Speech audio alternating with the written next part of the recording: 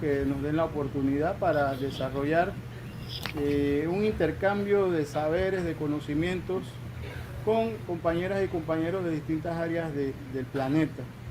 En esta ocasión tenemos a la compañera Yorlis Luna, de la Coordinadora Latinoamericana de Organizaciones del Campo, miembro integrante de la Vía Campesina Mundial, quien nos va a dialogar sobre el enfoque del campesino a campesino, la metodología de campesino a campesino, como una herramienta más de ese proceso de proceder a la vida digna, a las condiciones favorables para nuestros pueblos. La metodología de campesino a campesina no es más nada que obviamente desarrollará la compañera, que es el intercambio de conocimientos, de saberes, a partir de los procesos productivos del campo. Así que sin más, queremos invitar a la compañera Yorlenis para que nos dé ese aporte importante en este importante escenario que tenemos en este momento. Gracias, Yorlen. Muchas gracias a todos y todas por invitarme a este espacio. Yo soy parte de la Asociación de Trabajadores del Campo, miembro de la CLOC Vía Campesina, y sí quisiera compartir, que este espacio sea un compartir de diversas experiencias de cada uno de nuestros sentires, nuestros soñares, nuestras experiencias. Y sí quisiera de que dedicáramos un minuto, de menos de un minuto, un respiro para sentir que estamos bien, que estamos conscientes, y para todos los campesinos, campesinas y familias que están hoy por hoy resistiendo en sus territorios, que están en el campo, que ahorita se está arrancando frijol aquí en Nicaragua. Entonces que respiremos, y les pido que nos conectemos con ese ser interior que tenemos todos.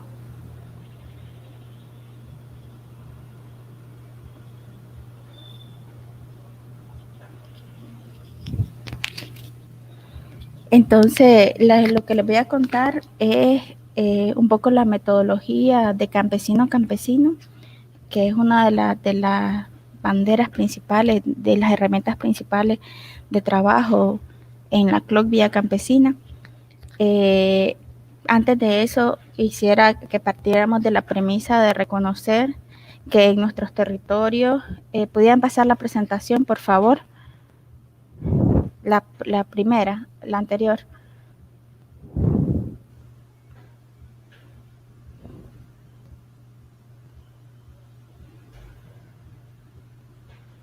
Exactamente esa.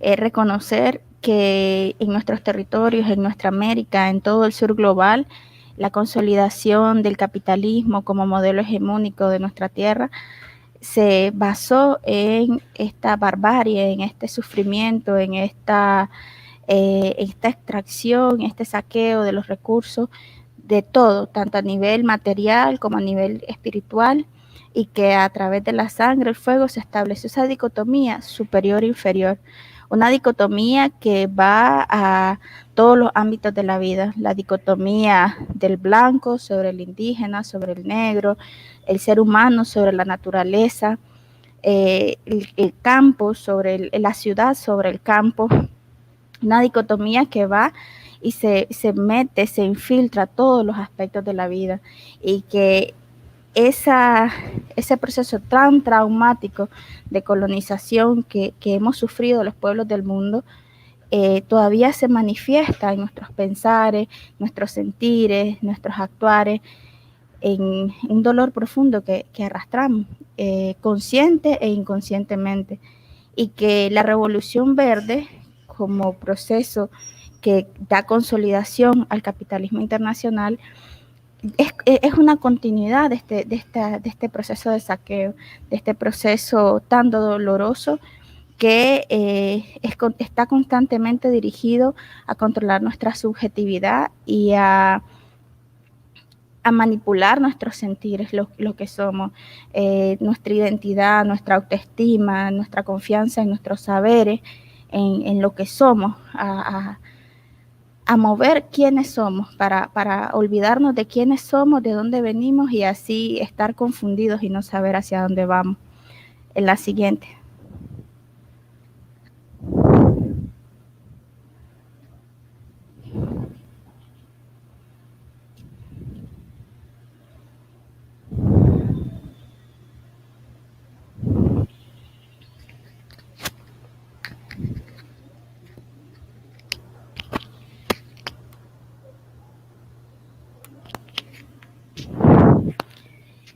Entonces, a partir de entender esa realidad que se manifiesta en todos los países, en todo el sur global, en el norte y en el sur global, esta dicotomía superiores e inferiores y esta esta premisa de que vivimos todavía en un mundo colonial, que vivimos todavía en un mundo que no ha superado ese dolor y que está en búsqueda de nuevas alternativas, y que la Revolución Verde es una de las aristas más de este modelo de este modelo del sistema capitalista que acaba con la vida, que acaba con los conocimientos, de este epistemicidio, de este modelo tan atroz para la vida de nuestro planeta. Entonces reconocemos que el modelo que la Revolución Verde nos trajo de comunicación en el campo es un modelo que arrastra inherentemente todos los principios filosóficos que van detrás de ese modelo colonial. Esa relación de dominación la trae implícita, superior, inferior.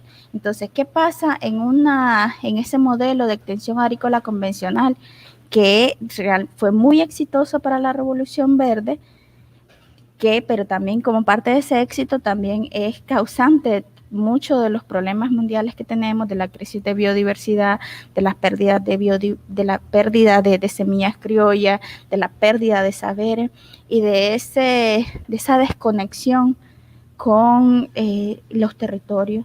Los territorios somos nosotros, somos las personas, es ese continuo de la tierra con la gente, con todo lo que hay, es una continuidad, naturaleza, seres humanos.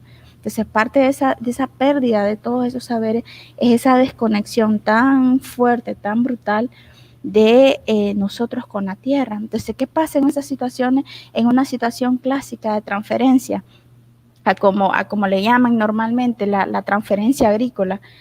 Entonces, pasan muchas cosas y para nosotros uno de las primeras graves problemas es que hay límites al encuentro profundo entre seres humanos, porque cuando llega un agente externo del extensionismo convencional a las comunidades, no se puede comparar la realidad del campesino con la realidad del que solo llega una vez al mes o 2 veces al mes. Las diferencias entre lo que siente, lo que piensa, lo que vive, cómo se comparten, quién realmente está enfrentando, cómo se siente una persona, por ejemplo, aquí que acaban de pasar 2 terribles huracanes en Nicaragua, cuando ha perdido la producción, cuando los precios están caídos. Entonces, no es son las realidades de vida, las realidades de los sentires que son diferentes, las experiencias de vida, los riesgos que asume el campesinado te colocan al ser campesino, a la persona, a la familia, alejada de la realidad del técnico, del extensionista convencional, es otra realidad. Entonces, estas dos mundos separados, el diálogo como un encuentro profundo entre seres humanos no te permite el realizarlo con el mayor potencial, porque estamos mirando realidades diferentes, porque solo cuando las personas están en campo y sentí lo difícil que es la producción, los problemas reales que hay, puedes desarrollar esa empatía a la vida en el campo. Otro de los grandes problemas de este modelo de situación, de transferencia convencional, es que en el modelo clásico las soluciones al agricultor vienen desde afuera. primero se experimenta en un centro internacional o un centro nacional de extensión agrícola, luego pasa a los técnicos y finalmente a los agricultores. Entonces, ¿qué pasa? Que es como si inclusive hasta la palabra, usualmente te dicen transferencia tecnológica, como que si el conocimiento se transfiriera, cuando no es así. El conocimiento se construye a partir de la experiencia, a partir de la interacción cotidiana con la vida y con los demás. Entonces, este hecho, que son soluciones basadas desde afuera, alejadas de las realidades culturales, de las realidades ambientales, de las realidades históricas, es como otro gran muro que hace que en estas situaciones clásicas de estas metodologías clásicas no se pueda liberar realmente un potencial de transformación. Y, hola, Yorlis, sí. un comentario de los organizadores. No están pasando, tienes que cambiarlas, creo que ha habido un malentendido y eres tú quien tiene que cambiar las diapositivas. No están cambiando. Ok, entonces las empiezo a cambiar yo. Muy bien. Perfecto, sí. Ahora que están viendo esta diapositiva, la cuarta.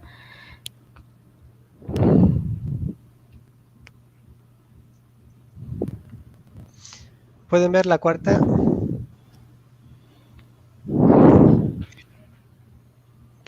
Ahora podemos ver la cuarta, sí. Sí. Ok, perfecto. Entonces perfecto. Entonces voy a seguir pasando, voy a pasarla yo. Muchas gracias. Bueno, estas soluciones desde afuera y legitimiza esa misma dicotomía que se estableció hace más de 500 años, esa dicotomía superior-inferior, donde el conocimiento técnico, científico, occidental lo impone superior, deslegitimiza los saberes, la experiencia y los conocimientos locales ajustados a las realidades locales. Y sí, se puede decir mucho, no terminaríamos de hablar de las contradicciones y de este modelo clásico de extensión rural, transferencia rural, a como se le llame, pero la lógica de este es para soportar el sistema de producción, soportarlo, legitimizarlo. Y si hablamos, por ejemplo, de quién lo hace, en el caso que lo haga el Estado, legitimiza el asistencialismo y reproduce el patriarcado, reproduce el racismo, reproduce precisamente todo lo que, porque está para fortalecer el sistema. Entonces no te va a generar ni empoderamiento local, ni autoestima, porque está diseñado para eso, es funcional a lo que fue diseñado. Y bueno, esto es lo que pasa. Y en el caso en el caso de América Latina, que se ha desmantelado todo el sistema de extensión rural desde que se estableció a partir de los años 50 y que ahora está dominado por el sector privado, peor esta situación. Más allá de todos estos límites, de todas estas contradicciones, es la mercantilización de todos estos procesos. Y estar al servicio de las grandes transnacionales de alimentos y el gran agronegocio internacional. Entonces, esto en el caso de los límites del modelo clásico de transferencia, obtención rural, como todavía le siguen llamando en muchas universidades.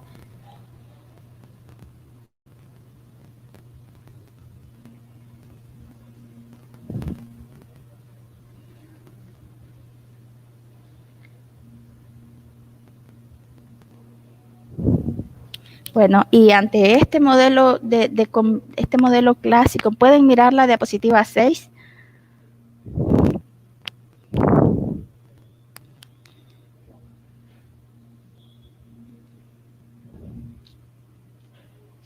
Ok, perfecto. Entonces, ante este modelo clásico de extensión rural que tanto daño nos ha hecho, el campesino a campesino como modelo, más, no solo metodológico, sino de principios de vida, viene construyendo, se viene emergiendo como esa herramienta que surge desde nosotros, desde el pueblo, desde la gente, basado en los principios de la educación popular, basado en los principios de la lucha social latinoamericana. Viene el campesino campesino, a como su nombre lo dice, con una sencillez y hacen que a los problemas complejos la solución es más sencilla.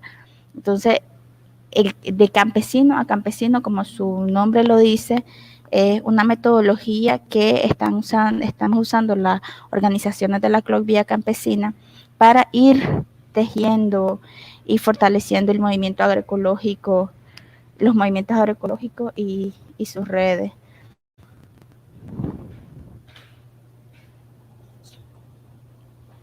Pueden ver el 7.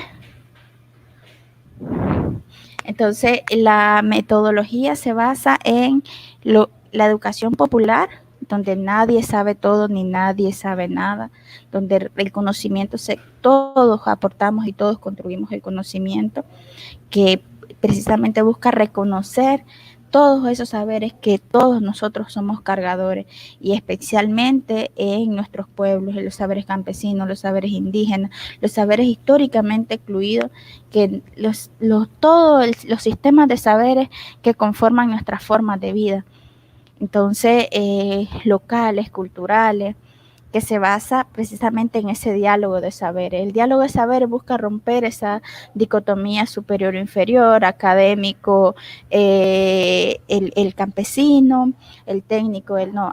En el diálogo de saberes es colocarnos al mismo nivel, donde reconocemos que no todo lo que sabemos es esa postura de que no somos los dueños de la verdad, sino de que tenemos que escuchar, y que el conocimiento lo construimos entre todos a partir de nuestras realidades y nuestros contextos. Pero eso es un aprendizaje contextual desde las realidades locales, los contextos históricos, y pone en el centro a la familia, al saber de la familia campesina, de las personas, y está basado en los valores humanos, el saber escuchar, el respeto, la empatía. Lo que les decía antes, que si yo nunca he producido un cerdo, producido un puerco y enfrentado la realidad de lo que es la producción, enfrentado la realidad de lo que es el trabajo diario y los precios malos o la pérdida de una cosecha, la empatía que voy a sentir por otra persona que ha pasado lo mismo no es igual. Entonces se basa precisamente en estos valores humanos, en la solidaridad y en la comunicación profunda desde las personas iguales, desde nosotros.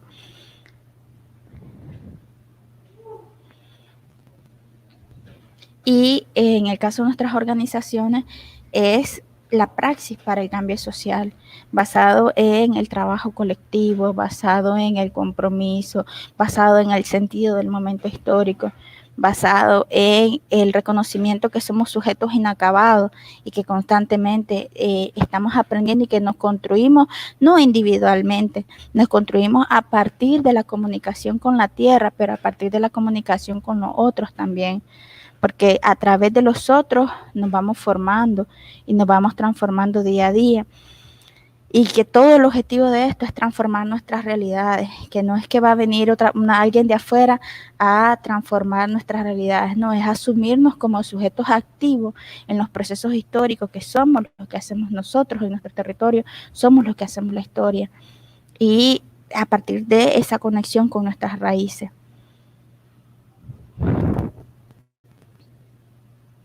Entonces, los principios del campesino son los principios ya más metodológicos, son comenzar al suave y en pequeña escala, porque la vulnerabilidad de la agricultura es tan grande que no se puede empezar cuando vas a hacer una práctica agroecológica, vas a hacer a una gran escala o empezar con varias prácticas a la vez. La idea es ir al suave, pero con paso firme, poco a poco, sin prisa, pero de forma constante.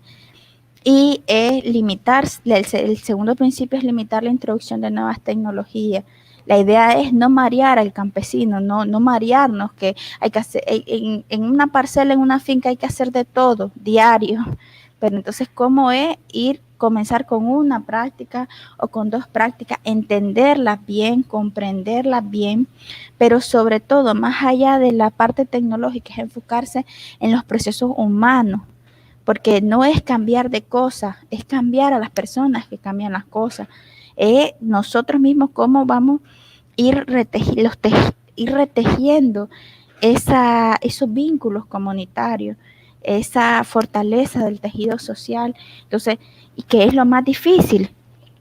Las tecnologías, si bien es cierto, las tecnologías agroecológicas son sencillas, pero lo más difícil es el proceso social, cómo realmente para lograr esta transición hacia la agroecología tenemos que retejer esos vínculos en la comunidad. Entonces, precisamente por eso es el principio número 2, es centrarse en las personas, centrarse en el colectivo, centrarse en lo organizativo y poco a poco con las tecnologías ir logrando ese cambio.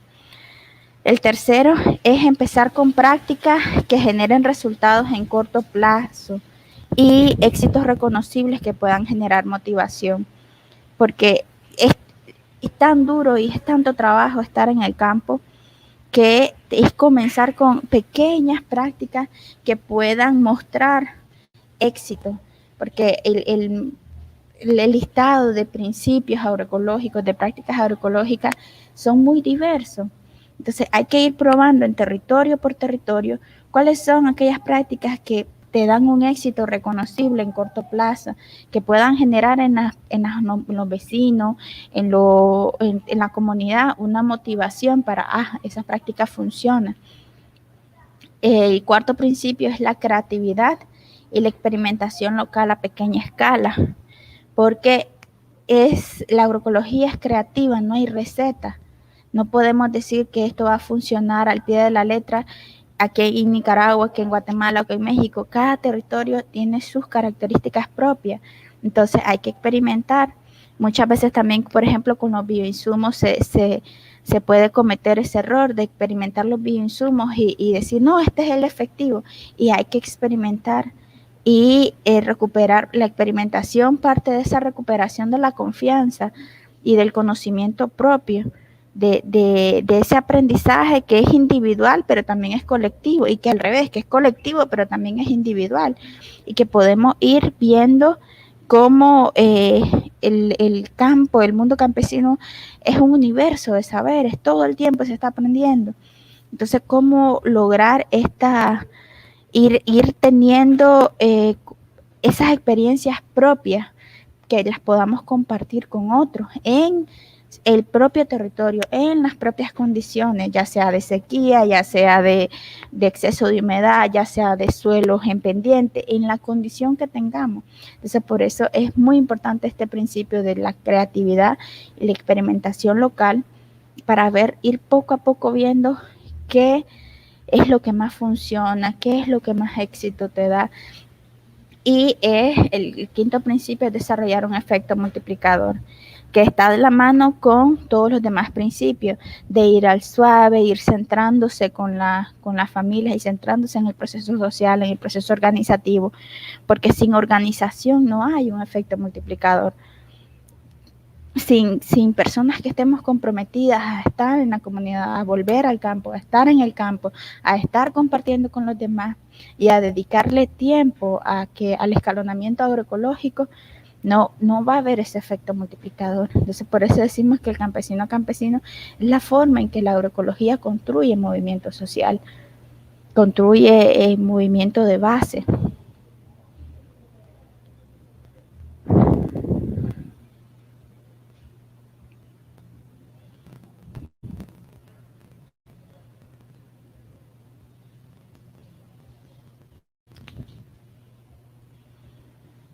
Entonces, en este característica central de campesino, que es estar centrado en el proceso social, al final, que es la sostenibilidad de cualquier proceso, En el mundo entero constantemente se desarrollan proyectos, se desarrollan planes o experiencias, pero su continuidad en el tiempo, en el largo plazo, lo garantiza el tejido organizativo, lo garantiza la conciencia, el compromiso, el trabajo de hormiga, como decimos aquí en Nicaragua, el trabajo de hormiga poco a poco, es lo que te garantiza los pilares, que estos procesos se puedan sostener en el tiempo y inclusive ir más allá del relevo generacional y realmente crear escalonamiento. Entonces, centrado en el proceso social, lo primero es la construcción del proceso, aquí igual no hay recetas, es construir un diagnóstico con la comunidad, definir las prioridades con los campesinos, con las familias campesinas, realizar intercambios de experiencias según las problemáticas. Si identificamos que una problemática es la erosión del suelo, por ponerle un ejemplo, en la comunidad donde yo vivo, entonces vamos a intercambiar experiencias a partir de las parcelas que estén mejor, de los campesinos que tengan experiencia en cómo han logrado reducir esa erosión, talleres metodológicos, primero para centrarnos en ponernos de acuerdo, porque es con sinceridad ponernos de acuerdo cuáles son esos principios, esos valores que van a sustentar el proceso en el que vamos a participar. Y esto es lo más difícil que cualquier taller técnico, es crear con sinceridad qué es lo que nos duele, qué es lo que es la prioridad de la comunidad, de la familia, es ponernos de acuerdo, es jalar todos hacia un solo objetivo. Y a partir de que se acordaron esos talleres, esos principios, esos valores, que van a sustentar nuestra relación ya sí, y que están claros los principios que van a sustentar nuestros intercambios, poder tener ya talleres técnicos y ir poco a poco una técnica a la vez. Entonces, y bueno, las reuniones para darle continuidad a todo este proceso. Y este es un proceso que no es de corto plazo, no es que lo vamos a hacer de un día para otro, se necesita tiempo. ¿Y cuál es una de las grandes ventajas? Que son las propias personas que vivimos en la comunidad que lo vamos a hacer. Que no es necesario que estén técnicos externos o facilitadores externos que estén llegando afuera, sino un proceso endógeno y local de las propias familias, de las propias comunidades. Entonces, aquí pueden ver aquí la estructura. Entonces la idea es de que en una parcela, en una finca, en un rancho, como le dicen en México, o que en una familia se pueda visitar esa finca, se pueda ver, palpar esos resultados, que con el resultado que estemos buscando, ¿no? Que podamos ver, porque el ver hace fe. Si no lo veo, no lo puedo creer. Entonces es llegar en esa comunidad y llegan campesinos, vecinos de diferentes zonas a ver la experiencia. Entonces llegan a sus fincas o a sus comunidades vecinas, se les motiva para que ellos comiencen a experimentar, a platicar, a compartir, a planificar algo a partir de lo que vieron, ya sea un bioinsumo, ya sea la técnica agroecológica que sea, o el proceso que vieron en la otra comunidad, y que se cree un efecto en cascada a partir de este promotor que ha avanzado en la transición agroecológica, que pueda motivar a otros a realizar su propio camino. Entonces, esto puede ser de manera formal o informal, pero la idea es crear ese efecto, como lo pueden ver acá, de cascada, que no dejen de ser comunidades aisladas, porque la agroecología es la forma en que los campesinos enfriamos el planeta, es el camino, pero necesitamos que estos esfuerzos se puedan masificar, se puedan escalar. Entonces el campesino es una de esas formas que se logra escalar la agroecología, que se logra crear ese efecto en cascada, pero de la mano de el proceso centrado en el tejido social organizativo.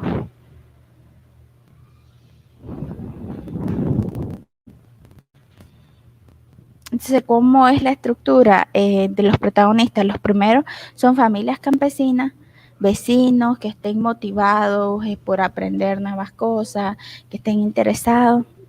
Tenemos a los promotores, que son los innovadores, campesinos o campesinas que han mostrado, han llevado resultados clave, que han logrado sus propias soluciones en sus propios contextos, con sus propios saberes y experiencias.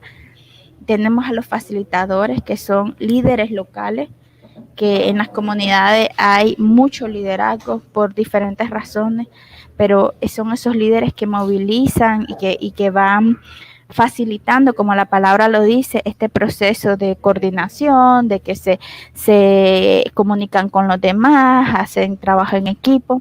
En el caso cubano, son personas de las propias cooperativas de la ANAP, de la Asociación Nacional de Agricultores Pequeños, que asumen este rol de facilitadores.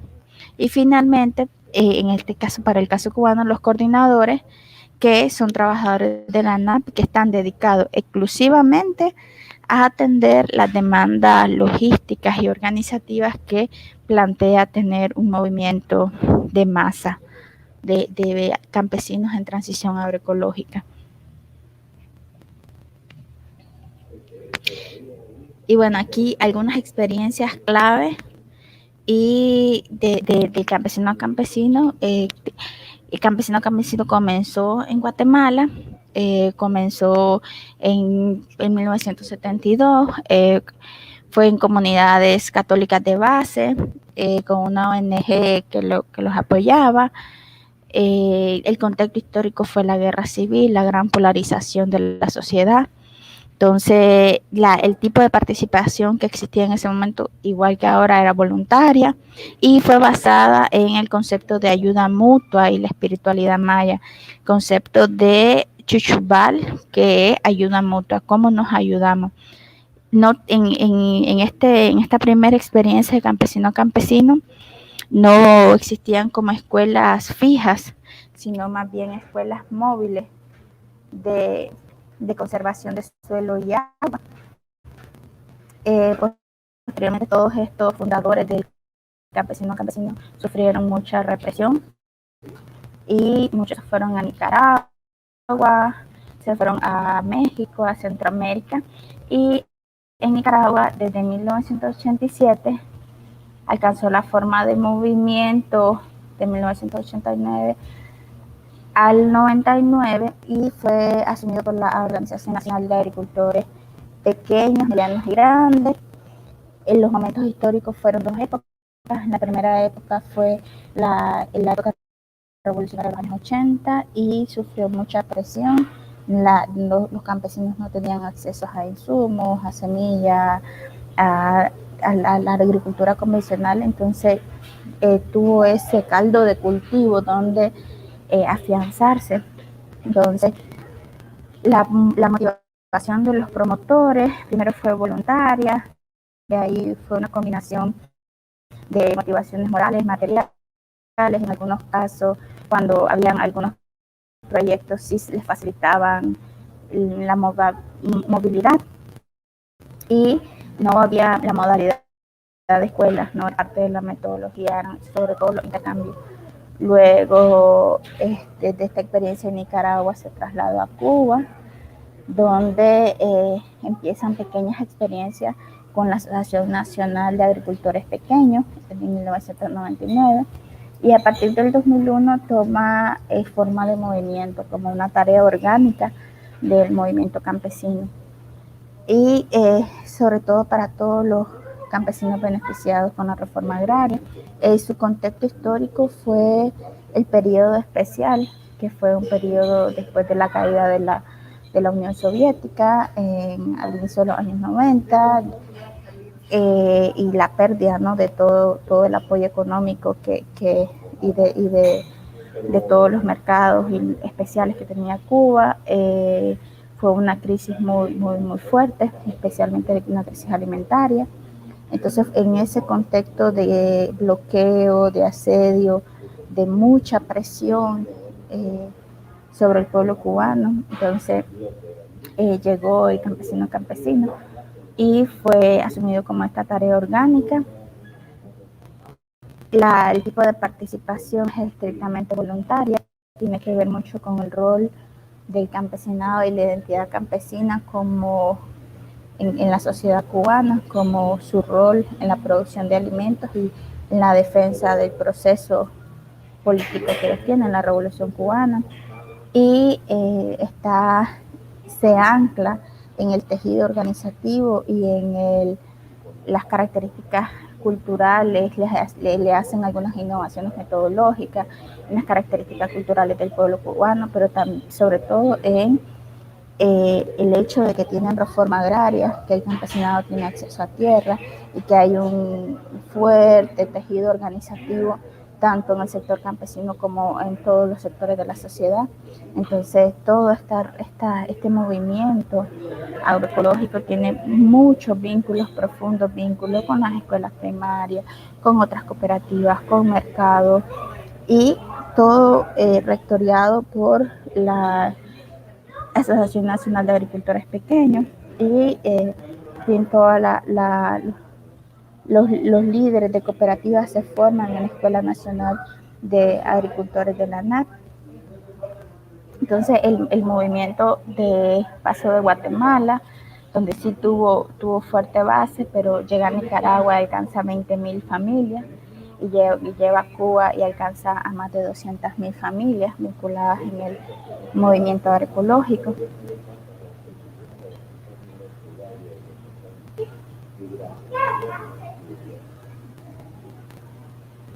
Y ha logrado, ha sido uno de los pilares de la resistencia heroica del pueblo cubano, es uno de los pilares de los grandes cambios en los incrementos en la producción de alimentos que tiene Cuba. Y actualmente, pues nosotros acá en Nicaragua, desde el Instituto Agroecológico Yalechín y Leu, estamos el campesino es una de las bases. Mira bien la diapositiva 14.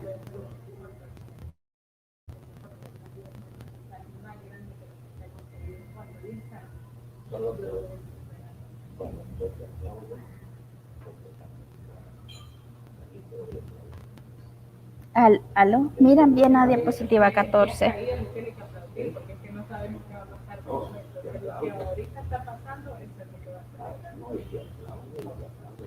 Bueno, entonces en Nicaragua a través de este instituto se forman estudiantes de toda Centroamérica y República Dominicana en agroecología.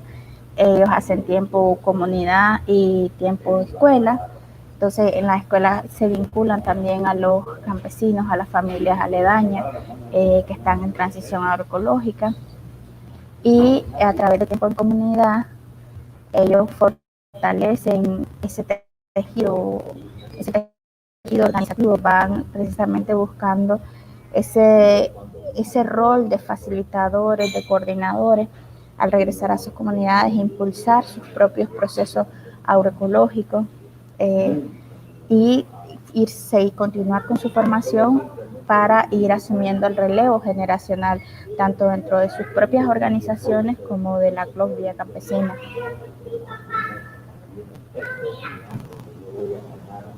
Entonces, mucho de lo que se persigue y lo que se ha logrado con el YALA y con el trabajo a la par de campesino a campesino es ir tejiendo esa red del movimiento agroecológico, el corredor agroecológico en Nicaragua, esa conexión de todas esas experiencias, esos intercambios, de todas esas experiencias que se van consolidando, que vamos avanzando y que los jóvenes pueden sentirse empoderados, que es un reto que el joven se quede en el campo, pero no solo que se quede en el campo de forma pasiva, sino que se quede en el campo de una forma activa, como un sujeto de cambio social, y que se siente empoderado con sus saberes, con su identidad, con su conciencia de su momento histórico, el comprender su realidad, porque si no comprendemos la realidad, si no comprendemos nuestros contextos, no podemos, se nos hace más difícil poder enfrentar los retos tan complejos que hay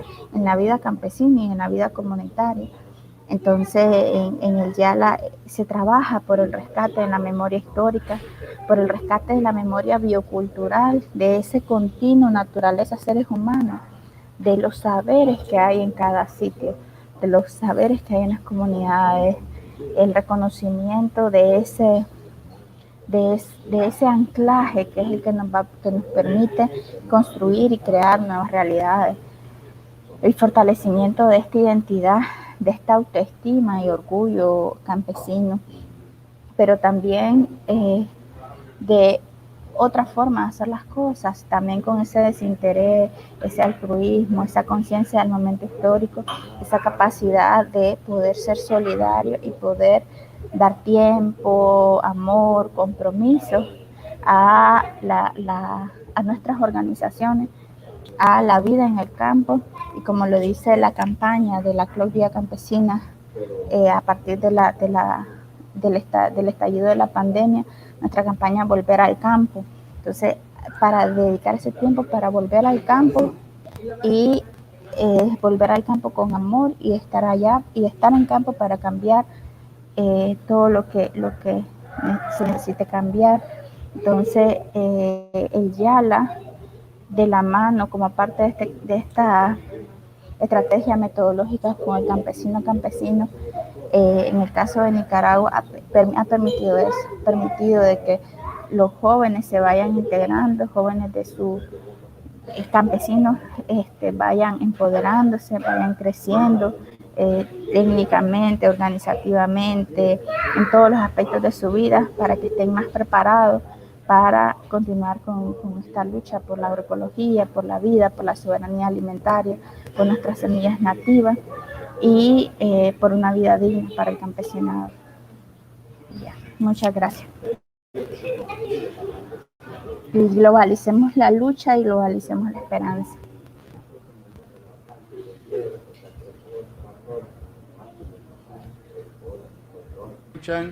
Que ya tenemos dos aportes importantes para que nos respondas ahora.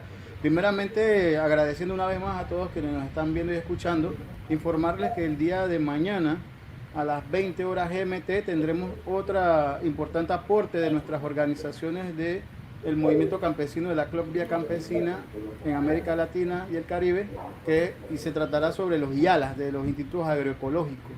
Y el próximo martes también, martes 12 de enero, tendremos a las 20 horas GMT también sobre la criminalización de los movimientos en el campo.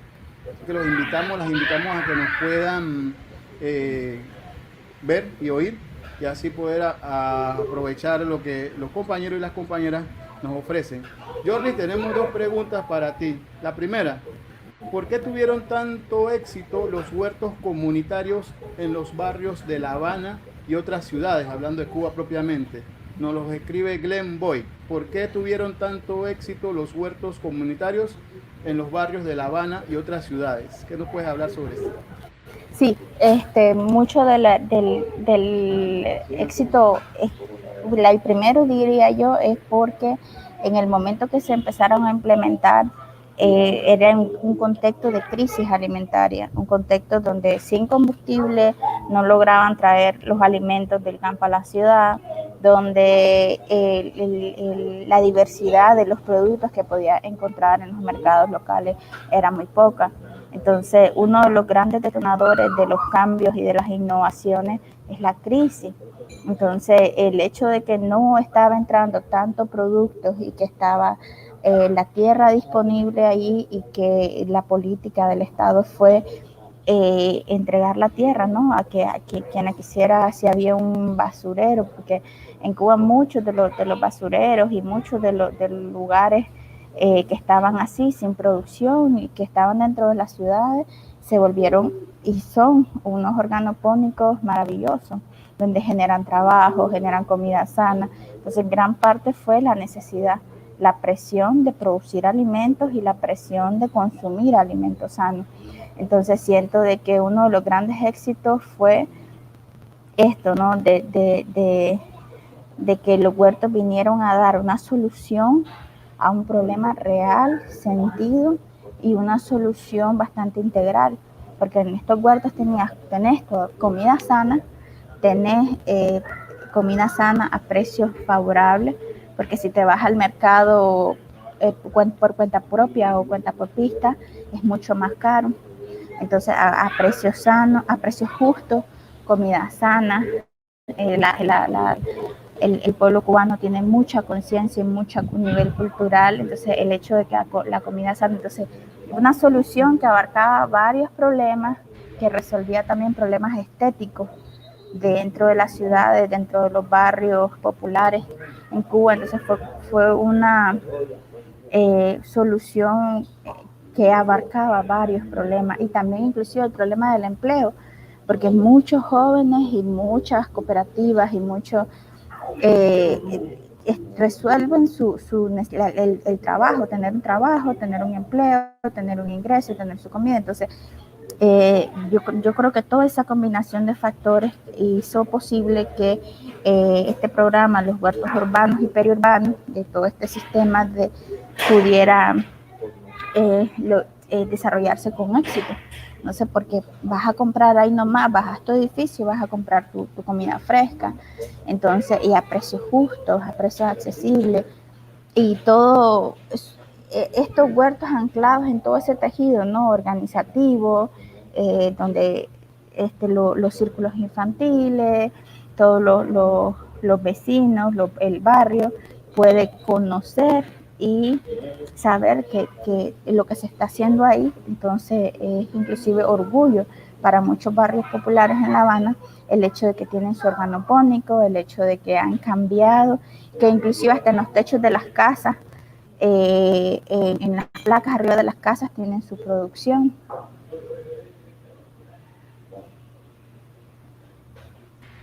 ¿Sí? Qué bueno, Yorlis, gracias también por esos aportes que nos das. Reiteramos, el día de mañana, domingo 10 de enero, a las 21 horas GMT y en Centroamérica 3 de la tarde, invitamos una vez más a que continúen también con nuestros aportes con el tema de los YALAS. Y el martes 12 de enero, a las 20 GMT, 2 PM Centroamérica, para que también nos escuchen sobre la criminalización del campesinado y la declaración de los derechos del campesino, de la campesina. Yorlis, otra pregunta que nos viene de parte de Catherine McAndrew. ¿Cómo ha diferido la implementación de estas políticas en Nicaragua en comparación con Cuba? Sí, hay las primeras dos diferencias que son claves, son los contextos, y son los contextos históricos, políticos y culturales. El primer contexto en Nicaragua, cuando el campesino llegó, era un contexto de guerra, que le costó al país más de 100,000 muertos, un contexto donde no se podía llevar un técnico de la comunidad, un técnico agrícola no podía llegar a las comunidades porque había guerra en el camino, habían secuestros, fue un contexto muy traumático para la sociedad nicaragüense. Entonces no era un contexto fácil.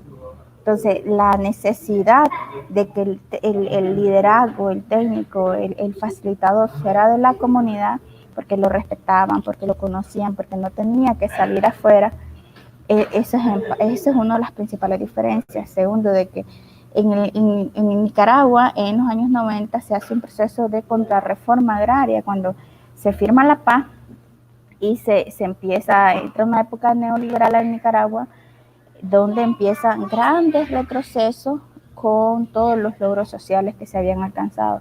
Retrocesos en la reforma agraria, retrocesos en el tejido organizativo, retrocesos en todos los logros que había dejado la Revolución Popular Sandinista.